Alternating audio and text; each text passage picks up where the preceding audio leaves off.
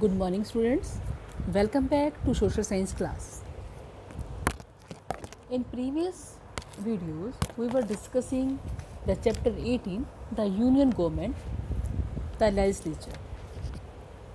You know, India adopted federal form of government where there are various levels of government.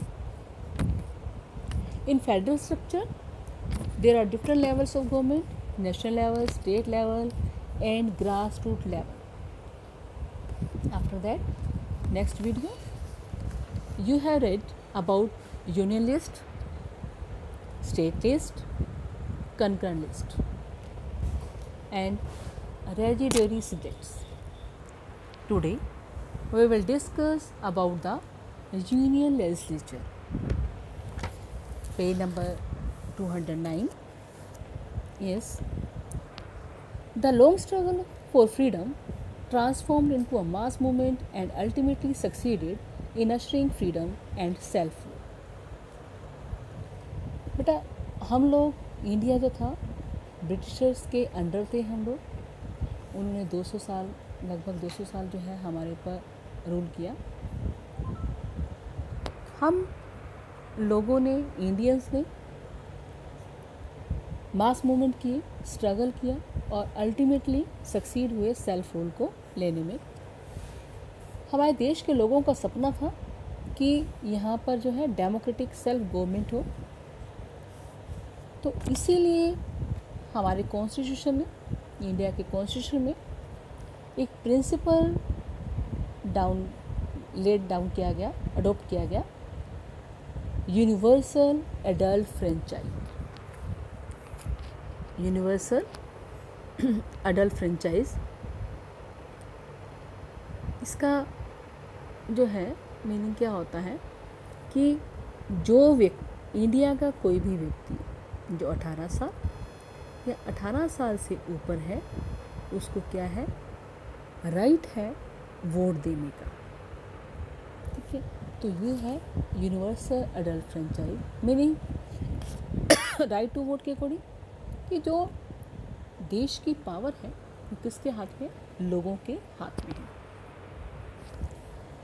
इसकी क्या importance है, इससे क्या जो है यूनिवर्सल एडल्ट फ्रेंचाइज की, इससे क्या होता है कि ये जो राइट है लोगों को अपॉर्चुनिटी देता है, किस चीज़ की अपॉर्चुनिटी देता है, to actively participated in the political process in the country.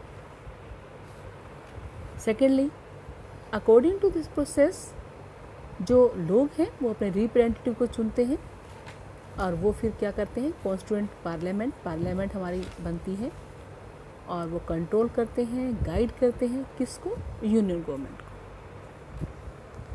Third क्या है इसका, people express their trust in the functioning of our democratic government. लोग जो हैं अपना विश्वास, अपना ट्रस्ट बताते हैं कि डेमोक्रेटिक गवर्नमेंट में हमारा जो है ट्रस्ट है।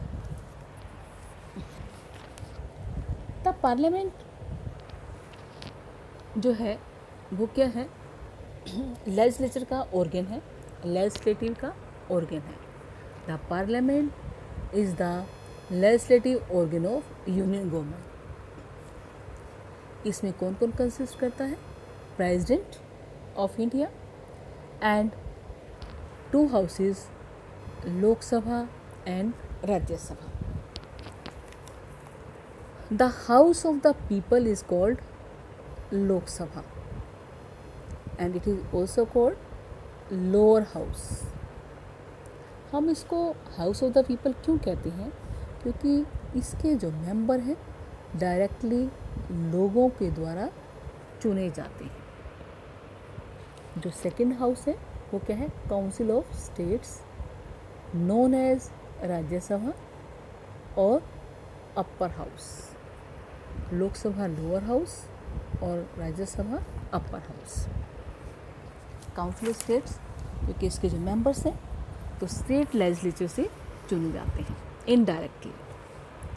The president of India is not a member of any house of the parliament, but he she is the integral part of the parliament.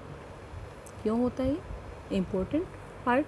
हालांकि किसी भी हाउस का मेंबर नहीं होता, फिर भी इसका बहुत इम्पोर्टेंट पार्ट है, क्योंकि कोई भी बिल जो दोनों हाउसेज में से कोई भी पास होता है तो वो क्या है, इनके साइन के बिना, अप्रूवल के बिना, सिग्नेचर के बिना कानून नहीं बन सकता। ठीक है, तो ये था हमारा जो यूनियन लेजिस्लेचर में प्रेसिडेंट, लोकसभा, राज्यसभा। अब हम पढ़ेंगे Lok Sabha, the house of the people.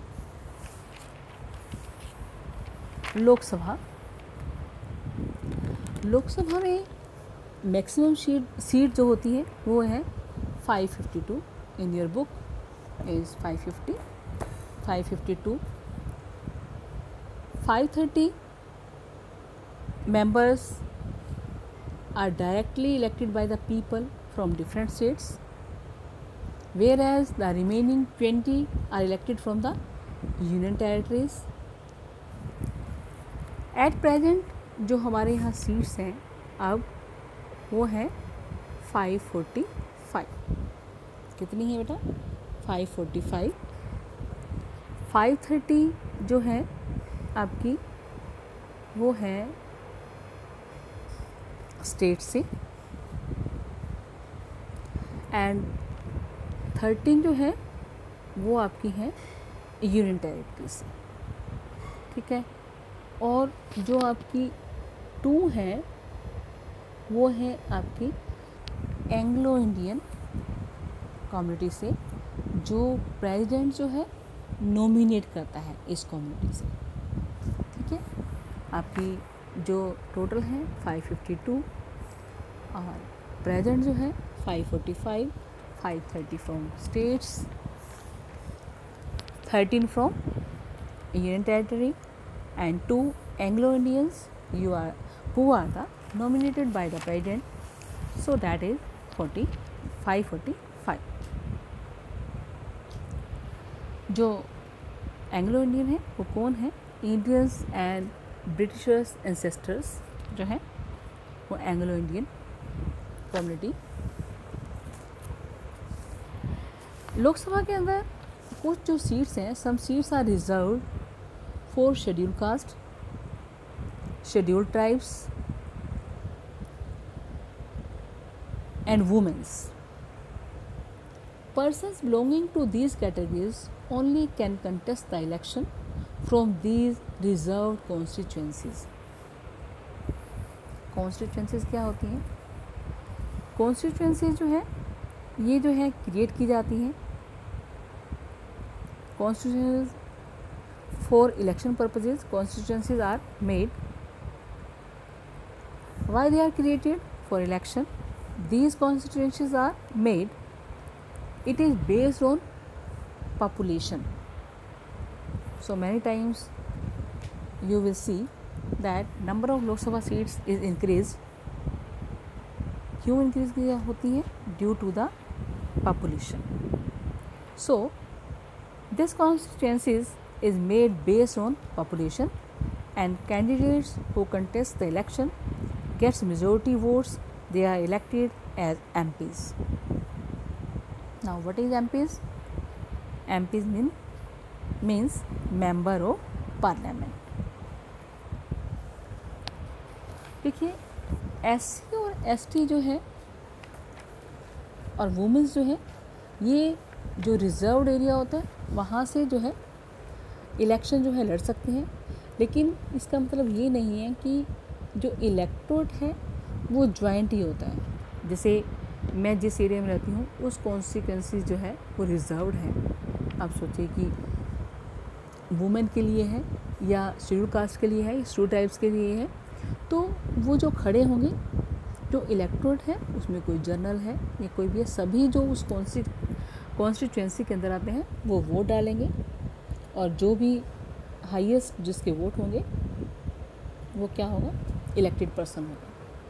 ठीक है, तो वुमेंस का जो था, वुमेंस भी पहले जो एक बर्निंग पॉइंट था, क्योंकि जो वुमेंस की जो प्रेजेंस थी वो क्या थी, ना के बराबर थी। अब जो है 108 अमेंडमेंट बिल 2008 में जो है पास किया गया है। इसमें 33% जो है सीट्स जो है वुमेंस के लिए रिजर्व कर दी गई है। ओके, कौन सा अमेंडमेंट? 108 amendment bill 2008। इसमें बताया भी है कि महात्मा गांधी ने बोला भी है कि अगर जो एक वुमेन एजुकेटेड होती है तो वो पूरी फैमिली को क्या कर देती है, एजुकेट करती है। Mahatma Gandhi do you know में लिखा भी गया है कि Mahatma Gandhi once said, as long as women of India don't take part in public life there can be no salvation for the country. Mahatma Gandhi ने कहा, एक बार कहा था कि अगर जो वुमेन्स है वो पब्लिक लाइफ में अगर पार्टिसिपेट नहीं करती तो हम देश को सेव नहीं कर सकते। क्योंकि उनका बहुत ज़्यादा ज़रूरी है वुमेन्स का भी पॉलिटिकल में पार्ट लेना। डू यू नो में पॉपुलेशन के अकॉर्डिंग ये भी बता रखा है कि कौन सी कॉन्स्टिट्यूएंसीज से कितने मेंबर जो हैं होते हैं। अकॉर्डिंग टू पॉपुलेशन होता है, कॉन्स्टिट्यूएंसीज में मेंबर भी उसी हिसाब से होंगे। तो देखिए, largest number of constituencies are in Uttar Pradesh 80 member, lowest number of constituencies are in Sikkim 1, Mizoram, Nagaland, Arunachal Pradesh, Manipur, Tripura. ठीक है, तो इस तरह से जो है मेंबर कितने हैं किस कॉन्स्टिट्यूएंसी से, ये बताया गया है। नेक्स्ट जो है आपका क्वालिफिकेशन है। लोकसभा का मेंबर बनने के लिए क्या क्वालिफिकेशन होनी चाहिए? Number 1, must be Indian. Number 2, must be 25 years of age. Number 3, name होना चाहिए वोटर लिस्ट में, must be name in the voter list. 4th, he she must possesses such other qualification as may be prescribed under law made by the parliament। ये जो है parliament में जो और भी जो क्वालिफिकेशन है ऐड होती रहती है या उसके अंदर जो दी गई हैं तो वो जो है उसके अंदर होनी चाहिए। Number 5, he she should not be a government servant. वो है गवर्नमेंट सर्वेंट नहीं होना चाहिए, वो साथ साथ जो है गवर्नमेंट सर्विस नहीं होल्ड कर सकता। क्लियर? एक जो पॉइंट 6 है वो भी आपकी उसमें बुक में नहीं दिया गया है। He she should not be bankrupt and mentally unstable नहीं होना चाहिए। बैंकरप्ट मतलब किसी ने लोन लिया हो, क्लियर ना किया हो, और मेंटली अनस्टेबल, मेंटली लेवल जैसे मेंटल लेवल अगर ठीक नहीं होगा तो कंट्री को यानी कि अपना सर्विस नहीं दे पाएगा। ये आपकी बुक में नहीं है। 6 पॉइंट्स क्वालिफिकेशन क्या है? Number 1, he she must be a citizen of India. Number 2, he she must have completed the age of 25 years. His her name should be in the voter list. He she should not be a government servant. He she must possess such other qualifications as may be prescribed under law made by the parliament। एक और मैंने आपको बताई है कि वो bankrupt नहीं होना चाहिए और मेंटली अनस्टेबल नहीं होना चाहिए। नेक्स्ट जो है आपका टेन्योर। इसका टेन्योर कितना है लोकसभा का? लोकसभा का टेन्योर जो है 5 years है, normally 5 years। The normal term of Lok Sabha is 5 years. However, the President of India can dissolve it earlier also, only on the recommendation of the Prime Minister. अगर prime minister जो है recommend करता है तो president जो है उसको पहले डिसॉल्व कर सकता है, किसको, लोकसभा को। सेकंड जो है, the term of Lok Sabha can be extended for a period of 1 year at a time if such a bill is passed by the parliament to meet some emergency situation for the ordinary and smooth working of the Lok Sabha। 1 साल के लिए लोकसभा को extend भी किया जा सकता है अगर जो है पार्लियामेंट जो है बिल पास कर दे, कई बार इमरजेंसी होती है तो 1 साल के लिए उसको एक्सटेंड किया जा सकता है, टेन्योर को, किसके, लोकसभा के। The term of Lok Sabha can be extended for a period of 1 year at a time if such a bill is passed by the Parliament to meet some emergency situation for the orderly and smooth working of the Lok Sabha। Next point देखिए इसका, the Speaker and Deputy Speaker are elected by the members from amongst themselves। जो speaker होता है और deputy speaker होता है इन्हीं के मेंबर से ही चुने जाते हैं। देयर इज ट्रेडिशन, क्या है इसके अंदर, पार्लियामेंट के अंदर, लोकसभा के अंदर ट्रेडिशन है कि स्पीकर जो है वो कहाँ से चुना जाता है, मेजोरिटी पार्टी का, और जो डिप्टी स्पीकर होता है वो कहाँ का होता है, ओपोजिशन पार्टी का। There is a tradition that the speaker is elected from the majority party and the deputy speaker from the opposition party. जो इसमें स्पीकर है लोकसभा का, उसकी कुछ पावर्स होती हैं। देखिए क्या पावर्स है। Number 1, the speaker presides over the meeting of Lok Sabha. जो स्पीकर है वो क्या करता है, मीटिंग जो है प्रिसाइड करता है, शुरुआत करता है। उसकी एब्सेंस में कौन होगा, डिप्टी स्पीकर।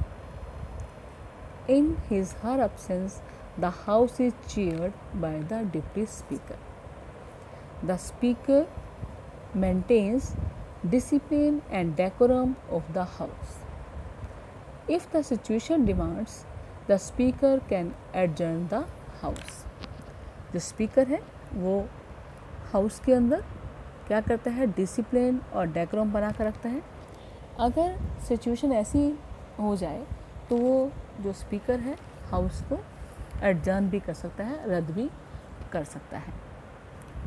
नंबर जो 4, all the petitions and documents address to the house are received by the speaker. कोई भी याचिका है, डॉक्यूमेंट है, जो भी हाउस को एड्रेस किए जाते हैं वो कौन रिसीव करेगा, पहले सबसे पहले स्पीकर जो है रिसीव करेगा। Next point, it is the Lok Sabha speaker who presides over the joint sitting of both the houses of the parliament. कई बार क्या होता है, ऐसी सिचुएशन होती है जब ज्वाइंट सेशन होता है लोकसभा का और राज्यसभा का, तो लोकसभा का स्पीकर ही होता है जो ज्वाइंट सीटिंग को क्या करता है, प्रिसाइड करता है, हैंडल करता है। ठीक है, तो इसमें आपने क्या पढ़ा, लोकसभा में कितने मेंबर हैं, कितने स्टेट से, कितने जो यूनियन टेरिटरीज से, कितने जो है एंग्लो इंडियन से, जो नॉमिनेट करता है president. How many members are nominated by the president from Anglo Indian community, 2 members आपने पढ़ा। इसमें some seats are reserve for the schedule caste, schedule tribes and womens also. जो वुमेंस का जो रिजर्वेशन सीट्स था पहले क्या था, बिल्कुल नेग्लिजिबल था। जो अब जो है अमेंडमेंट पास हुआ है, अमेंडमेंट हुआ है 108, उसके अकॉर्डिंग 2000 में तो पास किया गया। उसके अंदर 33% जो है सीट जो है वुमेंस के लिए पास की गई हैं, रखी गई हैं। After that qualification of Lok Sabha to make a member of Lok Sabha, what are the qualification आपने पढ़ी। आफ्टर दैट टेन्योर, और उसके बाद जो आपने है powers and function of the speaker. आपने क्या करना है, go through this video carefully and try to write the question answer which are given in the exercise. Okay, thanks beta.